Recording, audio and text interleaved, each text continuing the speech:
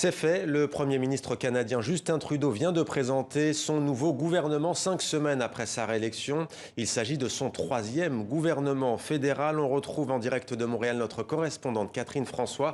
Bonjour Catherine, qu'est-ce qu'il y a de nouveau? Est-ce qu'il y a des visages nouveaux, des entrants dans ce nouvel exécutif? Alors, plusieurs changements, effectivement, Mohamed. Le premier, c'est l'arrivée au ministère de l'Environnement de Steven Guilbeault. Steven Guilbeault est entré en politique il y a 2 ans. C'est un ex-écologiste, environnementaliste. Il a notamment travaillé pour Greenpeace. Il a cofondé ici un organisme qui s'appelle Équiterre.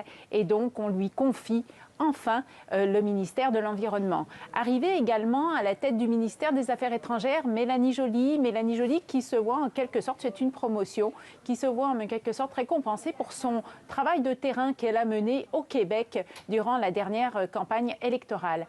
Arrivée également à la défense, une femme, Anita Anand, qui, elle, va avoir la mission délicate de changer la culture de l'armée canadienne aux prises avec de nombreux scandales d'inconduite sexuelle impliquant des hauts gradés au cours des dernières années.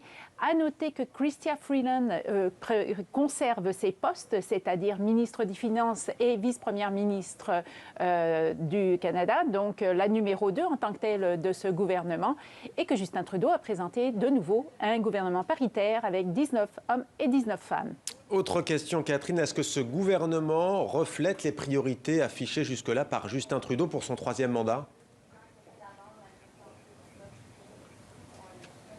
Effectivement, en fait, c'était son défi à Justin Trudeau, c'était de nommer les bonnes personnes au bon ministère pour faire avancer ces dossiers prioritaires qui sont évidemment la sortie de la crise sanitaire, relancer l'économie, doter le pays d'un réseau de crèches publiques nationales, également résoudre la crise du logement, lutter contre les changements climatiques et la réconciliation avec les communautés autochtones. Autrement dit, beaucoup de travail pour tout ce beau monde au cours des prochains mois et entrer en piste dès la semaine prochaine du nouveau ministre de l'Environnement, Steven Guilbeault, avec Justin Trudeau, puisqu'ils seront tous les deux à la conférence, la COP26 à Glasgow, sur la conférence sur le climat.